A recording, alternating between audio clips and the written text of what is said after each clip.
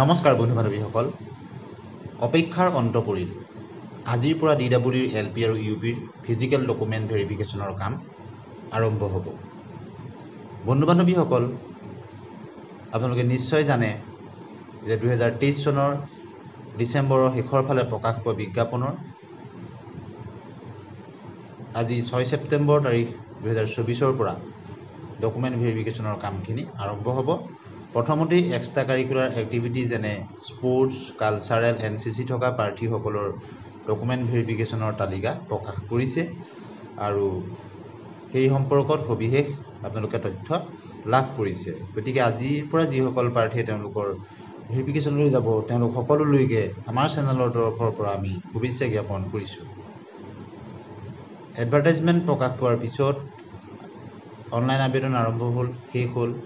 তাৰপিছত পুনৰ পৰ্টেল খুলি দিব নেকি তাক লৈ প্ৰাৰ্থীসকল যথেষ্ট চিন্তাত আছিল আৰু সেই সম্পৰ্কত দিন বাগৰাৰ লগে লগে কেতিয়াকৈ ফিজিকেল ডকুমেণ্ট ভেৰিফিকেশ্যন আৰম্ভ হ'ব তাক লৈ বহু কথা আলোচনা হ'ল আৰু অপেক্ষাৰ অন্তত শিক্ষামন্ত্ৰী মহোদয়ে ভাল খবৰটো দিলে আৰু তাৰপিছতে DW অফিচৰ পৰা ফিজিকেল ডকুমেণ্ট ভেৰিফিকেশ্যনৰ কাৰণে নটিফিকেশ্যন আহিল।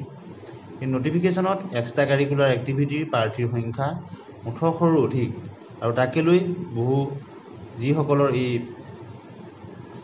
এক্সট্ৰা কাৰিকুলাৰ এক্টিভিটি যেনে স্পৰ্টছ, NCC বা কালচাৰেলৰ চাৰ্টিফিকেট নাই, তেওঁলোক যথেষ্ট চিন্তিত পৰিছে, কিয়নো প্ৰায় 5550টা পোষ্ট, তাৰ 1800তকৈ অধিক আপোনালোকৰ কালচাৰেল, স্পৰ্টছ আৰু NCCৰ প্ৰাৰ্থী দেখি তেওঁলোক চিন্তাত পৰিছে, কিয়নো বহু সংখ্যক প্ৰাৰ্থী। কিন্তু এই ক্ষেত্ৰত চিন্তাৰ কোনো কাৰণ নাই বুলি আমি ভাবোঁ, কিয়নো DWৰ ফালৰ পৰা আপোনালোকে দেখিছে প্ৰত্যেক দিনাই নিৰ্দিষ্ট সংখ্যক প্ৰাৰ্থীকহে ভেৰিফিকেশ্যনৰ কাৰণে মাতিছে আৰু তন্নকৈ সকলোবিলাক চাৰ্টিফিকেট তেওঁলোকে ভেৰিফাই কৰে।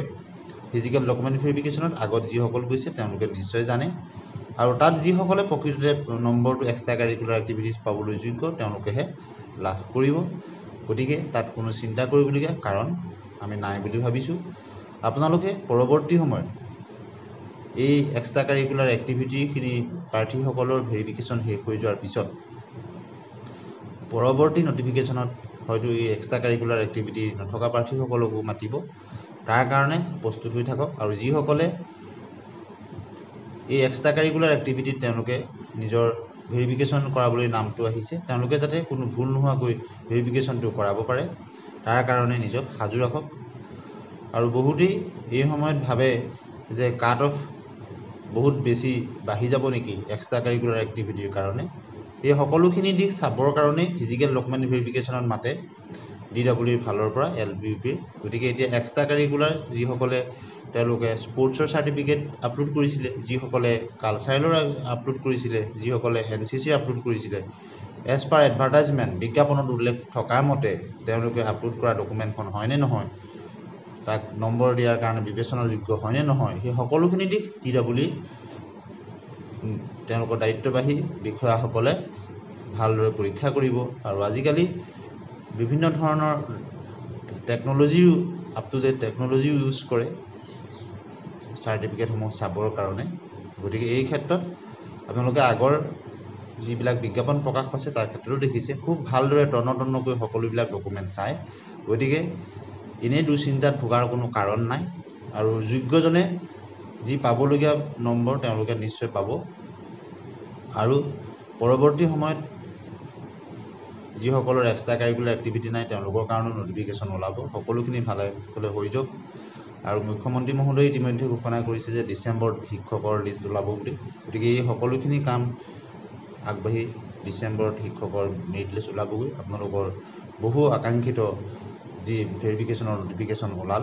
গতিকে ইয়াক লৈ দুশ্চিন্তাত পৰাৰ কোনো কাৰণ নাই বুলি এটা কাৰণেই ভাবোঁ যে যিসকল প্ৰকৃততে নম্বৰ পাবলৈ যোগ্য তেওঁলোকক DWৰ ফালৰ পৰা ভালদৰে সকলোখিনি চাই তেওঁলোকক নম্বৰটো দিব আৰু সেইকাৰণেই ফিজিকেল ডকুমেণ্ট ভেৰিফিকেশ্যনবিলাক হয় যে আপোনালোকে যিখিনি ডকুমেণ্ট আপলোড কৰিছিল সেইখিনি ভালদৰে তন্নকৈ ফিজিকেলি চাব, তাৰ কাৰণেই ফিজিকেল ডকুমেণ্ট ভেৰিফিকেশ্যনবিলাক হয়। গতিকে তাত এনেই চিন্তা কৰাৰ কোনো কাৰণ নাই আৰু প্ৰকৃততে যিসকলৰ অথেণ্টিক ডকুমেণ্ট আছে তেওঁলোকে নিশ্চয় নম্বৰটো পাব আৰু পোৱাৰ যোগ্য আৰু যিসকলক বিবেচনা নকৰে তেওঁলোকে নিশ্চয় নম্বৰটো লাভ নকৰিব। আৰু পৰৱৰ্তী সময়ত ভেৰিফিকেশ্যনত কোনখিনি ডকুমেণ্ট চাইছে আৰু কোনোবা ভিউৱাৰ্ছ যদি আজি ভেৰিফিকেশ্যনলৈ গৈছে আপোনালোকে কমেণ্ট ছেকশ্যনত কিখিনি দিশ চাইছে সেইখিনি কথা জনাবলৈ নাপাহৰিব। সকলো আপডেট আপোনালোকক দিবলৈ চেষ্টা কৰিম। আজিলৈ আহোঁ, ধন্যবাদ।